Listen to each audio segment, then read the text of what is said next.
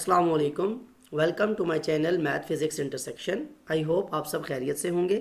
आज की इस नई वीडियो में हम क्लास 6 के चैप्टर नंबर 4 को स्टार्ट करेंगे। चैप्टर नंबर 4 में जो टॉपिक हम देखने लगे हैं वो चैप्टर के नाम से ही ज़ाहिर हैं। चैप्टर नंबर 4 में हमने जो पढ़ना है वो 3 से 4 चीज़ें हैं। फर्स्ट ऑफ ऑल तो मैं ज़रा इनको आपको थोड़ा हिंट दे देता हूँ कि हम क्या क्या पढ़ने जा रहे हैं। फर्स्ट ऑफ ऑल तो ये है कि चैप्टर नंबर 4 में हम देखेंगे कि नंबर पैटर्न्स क्या होते हैं। अब नंबर पैटर्न एक ऐसा टॉपिक है जिसको इससे पहले शायद आपने इतना डिटेल में ना देखा हो कि पैटर्न कैसे हमने जो है ना वो रियल वर्ल्ड से एक कॉन्सेप्ट लिया और नंबर पैटर्न बना दिया। मैं जब आपको एग्जांपल दूंगा आपको तो बड़ा आपको इजीली समझ आ जाएगी कि अच्छा ये वो चीज़ है जिसके बारे में हम ऑलरेडी पढ़ चुके हैं फ्रॉम क्लास 1 टू क्लास 6, लेकिन पता नहीं था हमें कि हम नंबर पैटर्न देख रहे हैं या हम एक सीक्वेंस को पढ़ रहे थे। उसके बाद आपका जो टॉपिक होगा वो होगा लीनियर इक्वेशंस। अब फर्स्ट ऑफ ऑल तो आपको पता हो कि लीनियर एक्सप्रेशन क्या होती है, फिर हम बात करेंगे लीनियर इक्वेशंस की, ये काफ़ी डिटेल टॉपिक होगा हमारा। और फिर सबसे लास्ट में अलजेब्राइक मैनिपुलेशन के अलजेब्रा को हमने मैनिपुलेट कैसे करना है। मैनिपुलेशन मीन्स कि हमने उसकी वैल्यूज़ कैसे फाइंड करनी है, लाइक टर्म्स क्या होती हैं, अनलाइक टर्म्स क्या होती हैं। तो चैप्टर 4 काफ़ी जो है ना वो डिटेल चैप्टर है जिसमें काफ़ी कॉन्सेप्ट्स ऐसे हैं जो आपके लिए बिल्कुल न्यू होंगे, आपको सीखने को बहुत कुछ मिलेगा। और ये ऐसा टॉपिक है, स्पेशली अलजेब्रा टॉपिक ऐसा है जो काफ़ी लॉन्ग टर्म आप देखते रहते हैं। चैप्टर नंबर 4 जो है इसका जो टॉपिक है अलजेब्रा, ये बहुत लॉन्ग टर्म जाता है, हायर लेवल तक जाके आप अलजेब्रा को देखते हैं और बहुत डिटेल्ड स्टडी है अलजेब्रा की। लेकिन अभी आपके लिए बेसिक होगा कि आप इसमें algebraic term, algebraic expression, coefficient, variable, ये सब वो चीज़ें जो आपको नेक्स्ट आने वाली क्लासेज में बहुत ज़्यादा ज़रूरी है आपको पता होना इन चीज़ों के बारे में, वो आप देखेंगे। जब हम 4 का स्टार्ट करते हैं तो सबसे पहला नाम था इसका नंबर पैटर्न, जिसको हम नंबर सीक्वेंस भी कहते हैं। अब देखें नंबर सीक्वेंस वो टॉपिक है जो एक्सरसाइज 4A पे बेस्ड है। एक्सरसाइज 4A जो है वो पूरी की पूरी नंबर सीक्वेंस पे बेस करती है। और अगर हमें ये पता होगा नंबर सीक्वेंस के बारे में तो एक्सरसाइज 4A हम बहुत जल्दी से सॉल्व कर सकते हैं। और नंबर सीक्वेंस है भी बहुत ज़्यादा ईजी, कोई मुश्किल चीज़ नहीं है। देखें ज़रा, रियल वर्ल्ड में आपने ये देखा होगा सीक्वेंस किसे कहते हैं। सीक्वेंस तो कोई भी एक ऐसी चीज़ है जो आपके पास किसी इस तरह की तरतीब में हो कि जिसे समझना बहुत ज़्यादा ईजी हो जाए।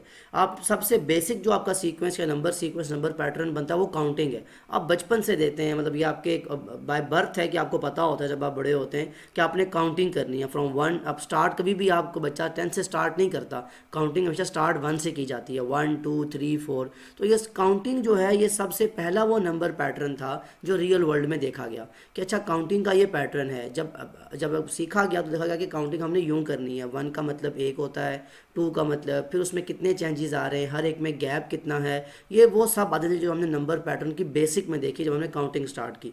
फिर नंबर पैटर्न हमारी बहुत जगहों पे यूज़ होता है। आप सेट ऑफ प्राइम नंबर्स पढ़ते हैं तो वो क्या है, वो एक ऐसा सीक्वेंस है जिसमें ऐसे नंबर लिखे जाते हैं। ये क्यों मैं ऐसी बातें ये क्यों कर रहा हूँ नंबर प्राइम नंबर्स की या इन सारों की, क्योंकि ये आपने चैप्टर नंबर 1 में काफ़ी डिटेल में देखा था कि प्राइम नंबर क्या होते हैं, इंटीजर्स क्या होते हैं, होल नंबर क्या होते हैं, इवन ऑड नंबर के बारे में पढ़ा था। ये सब सीक्वेंसेस हैं, लेकिन हमने कभी इनको इस तरह देखा नहीं कि सीक्वेंस क्या होता है। सीक्वेंस तरतीब का नाम है। अब इवन नंबर के सीक्वेंस में क्या कभी ऑड नंबर आ सकता है? बिल्कुल नहीं आ सकता, क्योंकि इवन नंबर का सीक्वेंस ही कैसा है कि उसमें आपके पास जो टर्म्स आती हैं वो क्या आएंगी, 2 4 6 8। यानी हमने गैप रखना है, एक टर्म छोड़ के नेक्स्ट टर्म आती है आपकी। अब इसमें मैं टर्म क्यों बोल रहा हूँ, तो ये सारी बातें ज़रा ये जो है डेफिनेशन में मैंने लिखी हुई हैं। ये सबसे प्राइम एग्जाम्पल थी मेरे पास कि मैं आपके पास एक सीक्वेंस लिख रहा हूँ 2 5 8 11 14 फॉर्म्स अ नंबर सीक्वेंस। ये एक नंबर सीक्वेंस बनाता है, ठीक है। ये नंबर जो है ना 2 5 8 11 14 ये मिल के एक नंबर सीक्वेंस बना रहे हैं। कैसे बना रहे हैं ये बताता हूँ मैं। आगे जो बात लिखी है यही लिखी हुई है कि इसको नंबर सीक्वेंस मैंने क्यों कहा।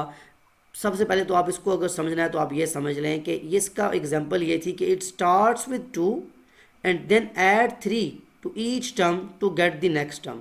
कि 2 से स्टार्ट करें, हर टर्म में 3 ऐड करते जाएं तो आपकी अगली टर्म आती जाएगी। यही सीक्वेंस की डेफिनेशन है कि सीक्वेंस किसी ना किसी रूल पर डिपेंड करता है। अब ज़रा देखिए जो डेफिनेशन मैंने लिखी है कि बेसिकली सीक्वेंस क्या होता है कि सीक्वेंस के जो नंबर्स होते हैं they are governed by a specific rule. आपका नंबर सीक्वेंस जो होता है किसी न किसी रूल पे चल रहा होता है। तो जो मैंने आपको एग्जांपल दी 2 5 8 11 14 की, वो किस रूल पे चल रही है कि इसमें 3 ऐड होना है हर नेक्स्ट टर्म के लिए और इसका स्टार्टिंग पॉइंट क्या है 2। तो याद रखें कि नंबर पैटर्न को समझना या नंबर पैटर्न को अंडरस्टैंड करना बहुत ज़्यादा ईजी है अगर आपको सिर्फ 2 से 3 बातें पता हों कि नंबर सीक्वेंस कैसे बनता है। ये एक स्पेसिफिक रूल होता है। अब वो रूल क्या हो सकते हैं, you can add, subtract, multiply, divide divide. चार बातें हो सकती हैं उस रूल में कि या तो आप किसी नंबर को ऐड करोगे, या किसी नंबर को सब्ट्रैक्ट करोगे, या किसी नंबर को मल्टीप्लाई या डिवाइड करोगे अपनी अगली टर्म बनाने के लिए। अब बहुत से सीक्वेंस बनाए जा सकते हैं, मैं कुछ आपको लिख के दिखाता हूँ, कुछ आप अभी एग्जांपल सॉल्व करेंगे तो आपको समझ आ जाएंगी। देखें ज़रा, अब आपके पास एक नंबर सीक्वेंस है जो कि स्टार्ट होता है 5 से। 5, 10, 15, 20, 25, ये सीक्वेंस चलता जा रहा है अप टू सो ऑन, ठीक है। अब इस सीक्वेंस में क्या हो रहा है, इसका रूल क्या है, add 5 to get the next term, कि पिछली टर्म में 5 को ऐड करते जाएं तो आपके पास नेक्स्ट टर्म आती जाएगी। अच्छा, मैं एक और सीक्वेंस लिखता हूं आपके पास, वो सीक्वेंस कुछ ऐसा होगा, मैं एग्जांपल के तौर पर समझाना चाहता हूं आपको कि क्या होता है नंबर सीक्वेंस, किसी रूल पे बेस करता है। अब वो रूल क्या हो सकता है, एक और सीक्वेंस लिखें अपने पास, 3, 6, 9, 12, 15, 18।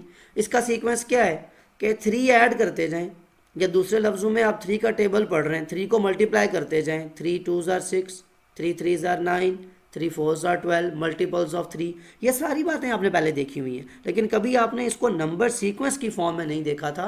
तो बड़ी आसान सी बात है, बड़ी सिंपल सी बात है कि नंबर पैटर्न या नंबर सीक्वेंस किसी ऐसे सीक्वेंस को कहते हैं जिसमें कोई स्पेसिफिक रूल हो। वो रूल किन चार बातों पे हो सकता है, एडिशन पे, सब्ट्रैक्शन पे, मल्टीप्लिकेशन पे या डिवीजन पे।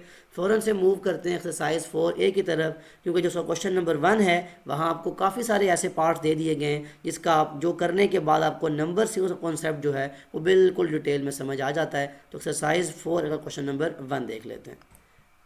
एक्सरसाइज 4A क्वेश्चन नंबर 1 जो है, for each of the following sequence, कहता है आपको सीक्वेंस कुछ डिफरेंट दिए गए हैं, ये ऑलमोस्ट को 8 से 9 10 पार्ट्स बनते हैं। कहता है इन सब सीक्वेंस में state a rule, first of all तो आप एक रूल लिखें कि क्या रूल यूज़ हो रहा है, and write down the next 2 terms, हर एक टर्म के लिए A B C D E F G H 8 I J K, ये ऑलमोस्ट आपके 11 पार्ट्स बन जाते हैं। इन सब के लिए आपने क्या करना है कि आपने इनके लिए एक तो रूल लिखना है कि क्या रूल होगा।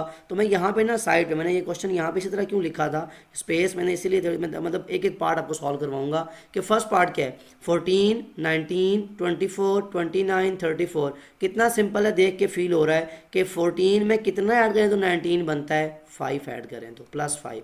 फिर नेक्स्ट में 19 में करें +5 तो क्या आ जाएगा 24। तो इसका मतलब है, इसका रूल क्या है, इसका रूल बहुत सिंपल है, ऐड 5 टू ईच टर्म। ये पहले पार्ट का आंसर है, ऐड 5 टू ईच टर्म, ये लिख देंगे आप, ये पहले पार्ट का आंसर हो जाएगा। एंड नेक्स्ट 2 टर्म्स, उसने कहा था नेक्स्ट 2 टर्म्स भी लिखें, तो 34 के बाद बताएं ना क्या आएगा, 34 के बाद जब 5 ऐड करेंगे 39 आएगा, 39 में 5 ऐड करेंगे तो आपकी टर्म आएगी 44। ये आपकी नेक्स्ट 2 टर्म्स हैं, 39 एंड 44 आर नेक्स्ट 2 टर्म्स। ये आप ऐसे लिखेंगे, हर पार्ट का इसका जो आंसर होगा वो ऐसे ही लिखा जाएगा कि पहले आप रूल लिखेंगे कि आप ऐड 5 कर रहे हैं, ऐड 6 कर रहे हैं, या कोई टर्म सब्ट्रैक्ट कर रहे हैं, या कोई डिवीजन चल रही है, आपको जस्ट फिर उसके बाद क्या बताना होगा, नेक्स्ट 2 टर्म्स बतानी होंगी। सो ये बेसिक है जिसकी बेस पे आप ये पूरा क्वेश्चन सॉल्व करेंगे। इसका नेक्स्ट पार्ट देखें, बी पार्ट में हमसे क्या पूछा गया। सो बी पार्ट देखें क्या है, 80, 72, ये मैं यहाँ से रेज कर रहा हूँ, आपका ए पार्ट जो लिखा हुआ है। ओके, बी पार्ट देख लें।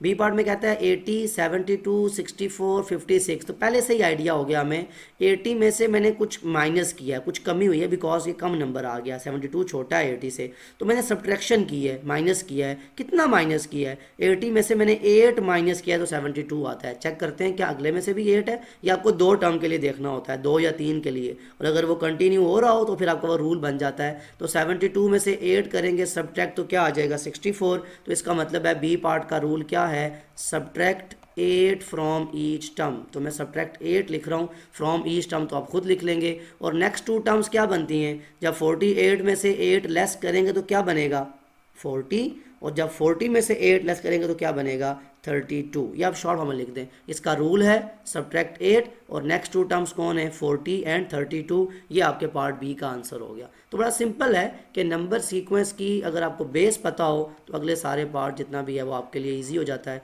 नेक्स्ट पार्ट देखें ज़रा कि अब आपको क्या पूछा गया। ओके, सी 6, 12, 24, 48, 96, 192। अब यहाँ एकदम आप कहेंगे सर तो 6 का डिफरेंस है, लेकिन अगर मैं यहाँ पे +6 करता हूँ तो 6 + 6 तो 12 हो जाएगा। लेकिन जब मैं 12 में 6 प्लस करूँगा तो क्या 18 आया हुआ है, नो, ये क्या आया हुआ है, ये 24 है। तो इसका मतलब है एडिशन तो यहाँ पे नहीं हो रही, फिर क्या होगी, अब यहाँ फोकस करना है आपने कॉन्सेप्ट समझने के लिए।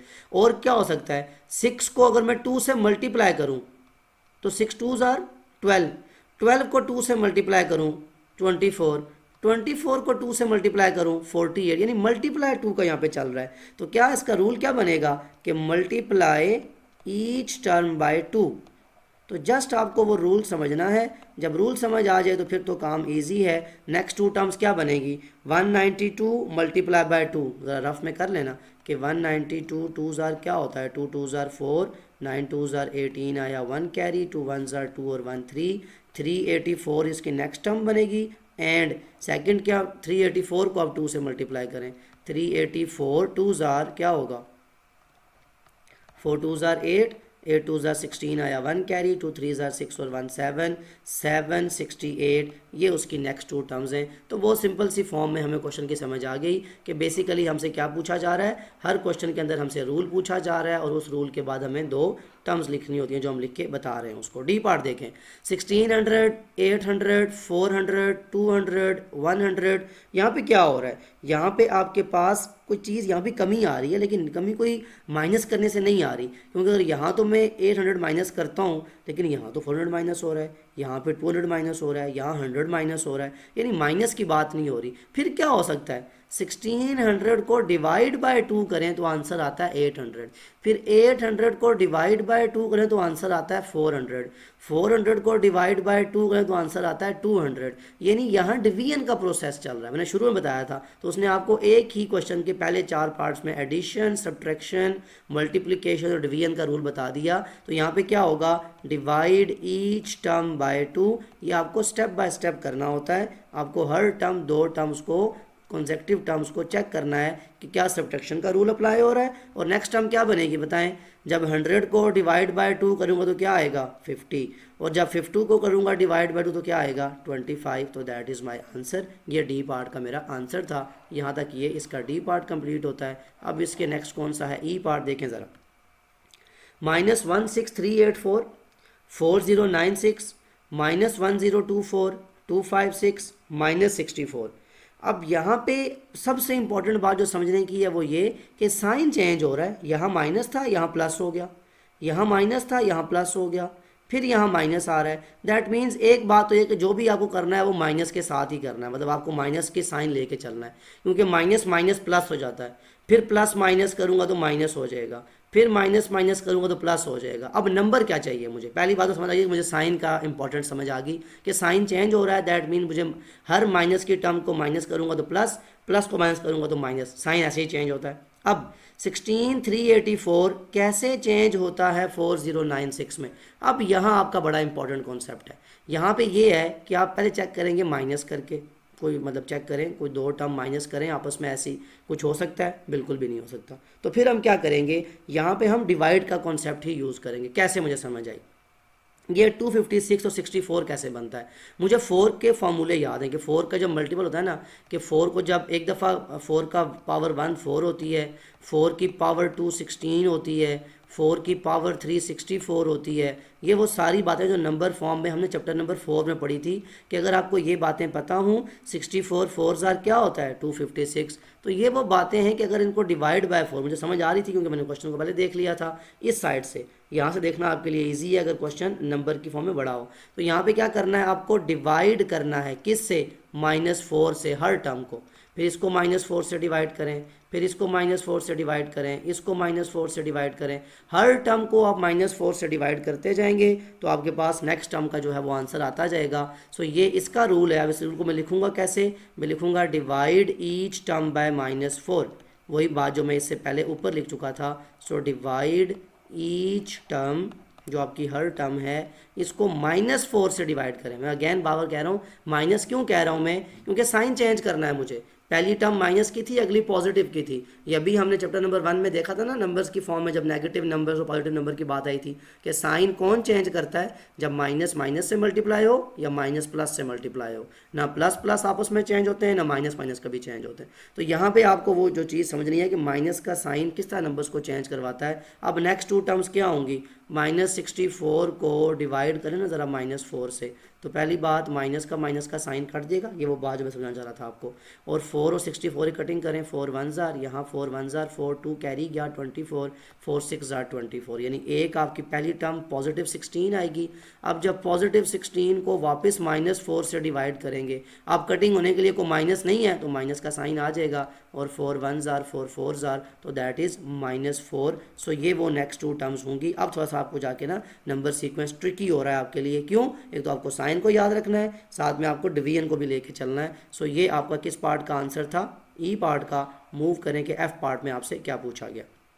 ओके, एफ पार्ट देखें ज़रा। एफ पार्ट में कह रहा है 9, उसके बाद -18, फिर 36, -72, अगेन वही बात। यहाँ पे क्या है? फिर साइन का डिफरेंस है, पहला पॉजिटिव फिर माइनस, फिर पॉजिटिव फिर माइनस, तो इसका मतलब है काम माइनस के साथ ही होगा। मतलब 9 को किसी ऐसी चीज़ के साथ माइनस करना है, कुछ मल्टीप्लाई करना है, डिवाइड करना है कि अगली टर्म बने। बताएं ज़रा क्या हो सकता है?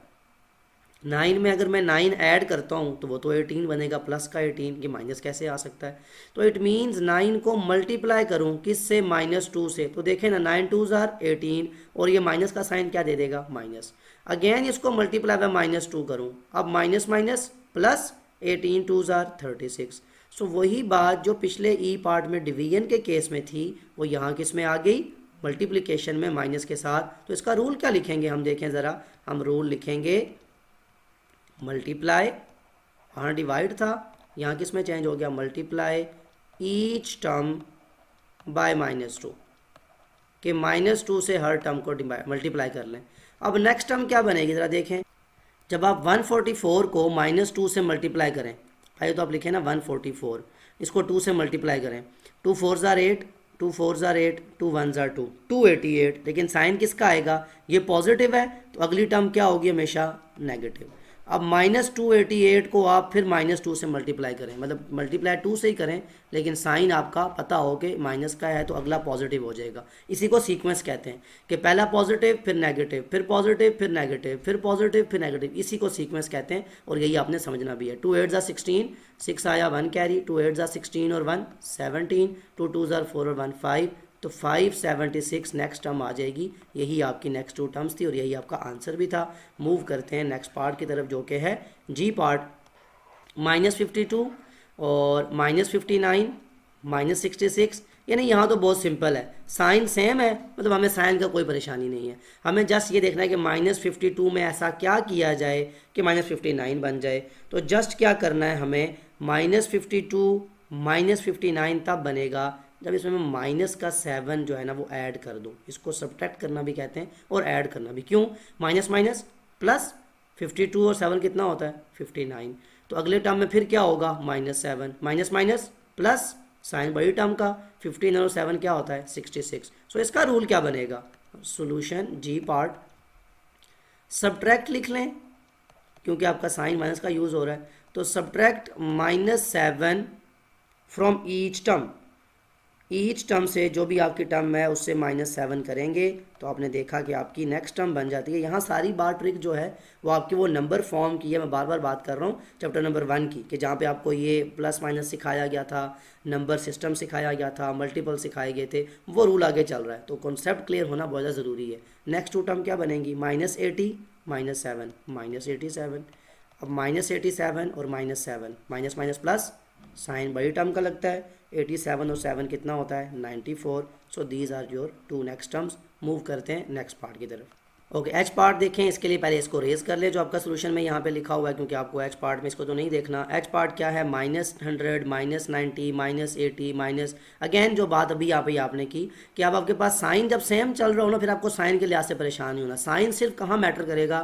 जहाँ एक टर्म पॉजिटिव एक नेगेटिव, एक पॉजिटिव एक नेगेटिव, तो वहाँ साइन बड़ा इंपॉर्टेंट है। जब साइन सेम चल रहे हो, चाहे वो एडिशन में हो सब्ट्रैक्शन में हो, तो फिर वहाँ इशू नहीं होता।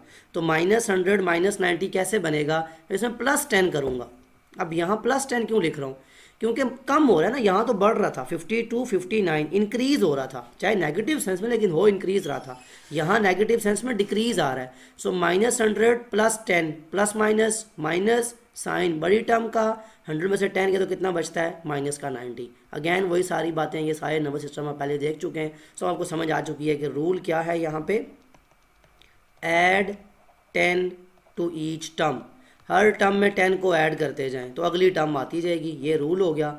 -60 10 ऐड करें -50 हो जाएगा, -50 में 10 ऐड करें -40 हो जाएगा, आगे -30, लेकिन उसने कहा आई 2 टर्म्स है तो हम 2 ही लिखेंगे। सो आप मूव करें एच के बाद आपका नेक्स्ट पार्ट है आई पार्ट, कि आई पार्ट में आपसे क्या पूछा गया है 0 10 20 30 40। आई थिंक ये तो सबसे ज़्यादा बेसिक है कि कुछ भी नहीं करना आपको, जस्ट जैसे यहाँ पे आपने 10 ऐड किया था यहाँ पे +10, ये तो वो क्वेश्चन जो सब बेसिक ही समझ लेंगे कि क्या है रूल इसमें।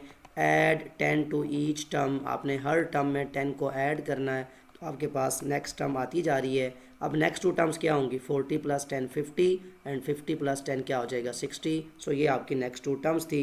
अब आप लास्ट इसका जो सेकंड लास्ट पार्ट है देखें, जे पार्ट में क्या कहा जा रहा है आपको कि 52 59 66 73 इस चीज़ का ऑपोजिट है। यहाँ सिर्फ साइन देखें नेगेटिव थे तो हमें थोड़ा सा कंफ्यूज करने के लिए, अब यहाँ तो बड़ा सिंपल है। 52 में क्या करूँगा 59 आ जाए +7, 59 में क्या करूँगा 66 आ जाए +7, 66 में क्या करूँगा +7 आ जाए 73। तो आप जस्ट क्या करेंगे ऐड 7 टू ईच टर्म, यही आपका रूल है। अब वहाँ जैसे सब्ट्रैक्ट था ना क्योंकि माइनस का साइन था, सो ये आपको एक ही अच्छा है कि उसने ऐसे पार्ट्स दे के आपको सारा ये कॉन्सेप्ट एक ही साथ क्लियर कर दिया है कि आपके पास एडिशन सब्ट्रैक्शन की सारी चीज़ें आ गई हैं। तो ऐड 7 टू ईच टर्म, ये आपका रूल हो गया।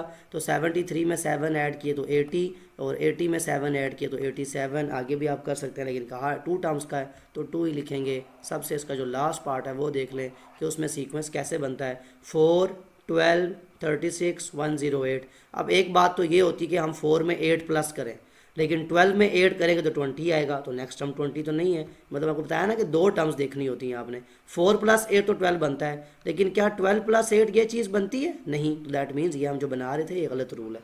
तो ये आपको समझाने के तौर पर जैसे बताया था कि 2 टर्म्स लाजमी देखा करें, तो समझ आ रही है हमें कि 4 में अगर 8 नहीं प्लस करें तो फिर क्या करेंगे 4 3 12, 12 3 क्या होता है 36, 36 3 क्या होता है 108। तो रूल क्या हो गया multiply each term by 3, her term को 3 से मल्टीप्लाई कर लें।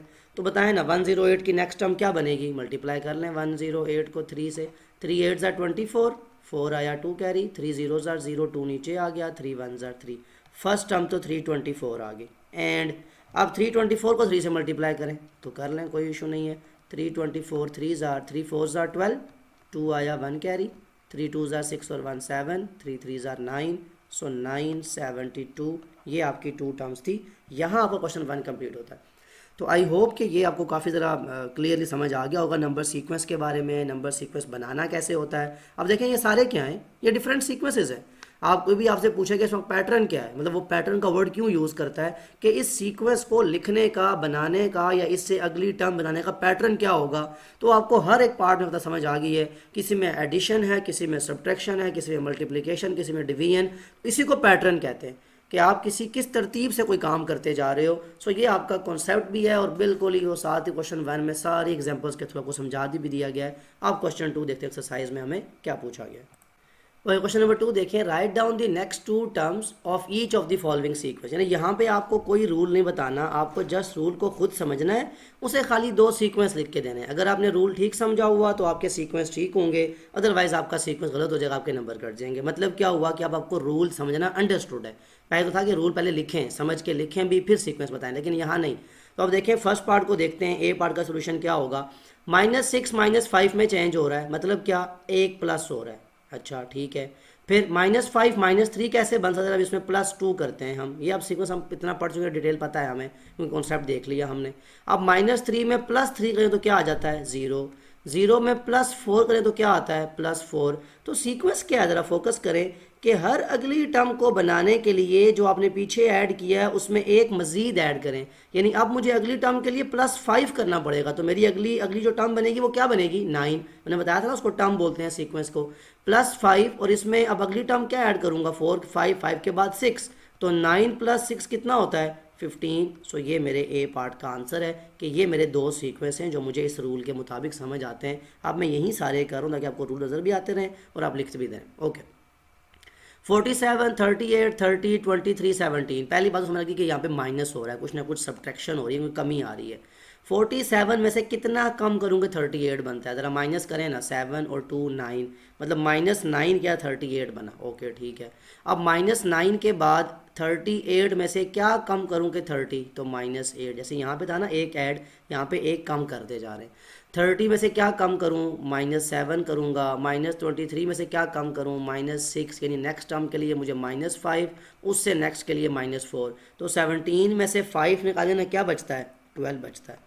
और 12 में से 4 निकाले तो क्या बचता है, 12 एंड 8 आर योर नंबर्स। ये आपके वो दो नेक्स्ट कॉन्सेक्टिव सीक्वेंस थे। सी पार्ट देखें, अब यहाँ रूल देखें, रूल को समझना है, इसलिए मैं साथ लिखता छोड़ रहा हूँ, मैं रेज नहीं कर रहा उसको। -50, -45, -44, -39, -38। पहला जो गैप आया वो कितने का आया, ज़रा समझें। पहले गैप आया आपका 5 का, मतलब -5 किया आपने, इसमें ऐड 5 कर रहे हैं आप बेसिकली, तो -50 + 5 -45। अब इसमें क्या किया आपने, फिर आपने -45 के बाद एक टर्म लिखी -44, -44 के बाद फिर आपने +5 किया, मतलब यहाँ पे आपने +1 कर दिया जस्ट। फिर यहाँ माइनस, यहाँ फिर +5 किया, मतलब वही प्लस माइनस माइनस 39 आ जाता है। फिर आपने उसकी कॉन्सेक्टिव टर्म लिखी। अब -38 में से क्या करना होगा, फिर +5, ये वाला जंप चाहिए आपको। इस जंप के बाद -38 + 5 प्लस माइनस माइनस साइन बड़ी टर्म का आता है। 38 में से 5 जाए 33 बचता है। तो आपने क्या देखा था, जब एक दफ़ा +5 का जंप करेंगे तो साथ ही +1 का जंप करना पड़ेगा। तो -33 के बाद जो नेक्स्ट टर्म आएगी वो आपकी -32 आ जाएगी। ये आपके सी पार्ट का आंसर है। सो पैटर्न और सीक्वेंस बहुत मज़े के यहाँ पे आपको बताए गए हैं कि जिसमें आपको डिफरेंट पैटर्न, कभी यहाँ पे एडिशन है, कभी सब्ट्रैक्शन। यहाँ देखें आप, 100 में से कितना माइनस करूँगा 98 आए, 2 माइनस करूँगा। 98 से कितना माइनस करूँगा 95 आए, 3 माइनस करूँगा। 95 से अगेन कितना माइनस करूँ, फिर 2 माइनस करूँ, यानी पहली दफ़ा -2 फिर -3। फिर 93 से कितना माइनस करूँ, -3। तो क्या पैटर्न चल रहा है, -2 -3 -2 -3, यानी 90 से मुझे क्या माइनस करना है, अब माइनस का 2 करना है। तो मेरे पास क्या बचेगा, 88 बचेगा। एंड अब -2 के बाद अगला सीक्वेंस क्या था, -3। जब 88 में से 3 माइनस किया तो पीछे क्या बचेगा, 85। तो अगेन वही बात कि देखें पैटर्न कितने मतलब इंटरेस्टिंग है कि आपको पहले क्या चीज़ माइनस करनी है, बाद में क्या चीज़ माइनस करनी है, वही आपका सीक्वेंस बनता है। यहाँ देखें, 1 में क्या ऐड करूँ कि 3 बने, 2। 3 में क्या ऐड करूँ कि 6 बने, 3। 6 में क्या ऐड करूँ कि 10 बने, 4। 10 में क्या ऐड करूँ कि 15 बने।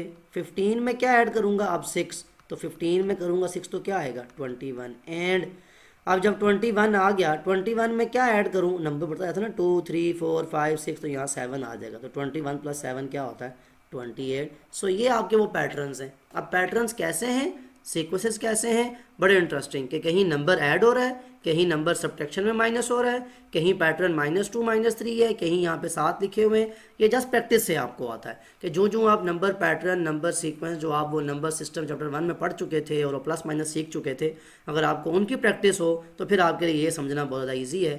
ओके, सो यहाँ क्वेश्चन नंबर 2 जो है आपको वो कंप्लीट हो जाता है, जिसमें आपने क्या देखा कि आपको सीक्वेंस बनाना कैसे है। इसमें आपका सीक्वेंस का जो टॉपिक है प्रॉपर नंबर पैटर्न का, वो आपको कंप्लीट जो है कॉन्सेप्ट बताया गया। उसके अलावा आपके दो जो क्वेश्चंस हैं उसमें इतने क्वेश्चंस हैं कि आपको एग्जांपल की फॉर्म में वो काफ़ी कॉन्सेप्ट जो है उसकी एप्लीकेशन मिल जाती है कि सीक्वेंस ऐसे बनाया जाता है, उसमें कहीं पे एडिशन है, कहीं पे सब्ट्रैक्शन है। सो अब ये है कि इसकी जो नेक्स्ट जो क्वेश्चंस हैं वो 3 4 5 वो मैं नेक्स्ट वीडियो में इंक्लूड कर दूंगा।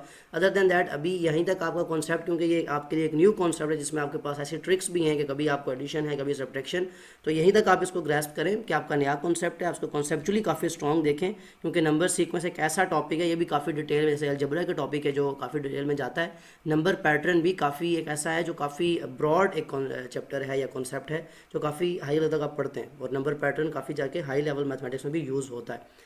सो आई होप आपको कॉन्सेप्चुअली ये चीज़ें समझ आ चुकी होंगी। अगर स्टिल कोई आपका क्वेश्चन है तो आप ज़रूर मेंशन करिएगा कमेंट में। Other than that take care of yourself. अल्लाह हाफिज़।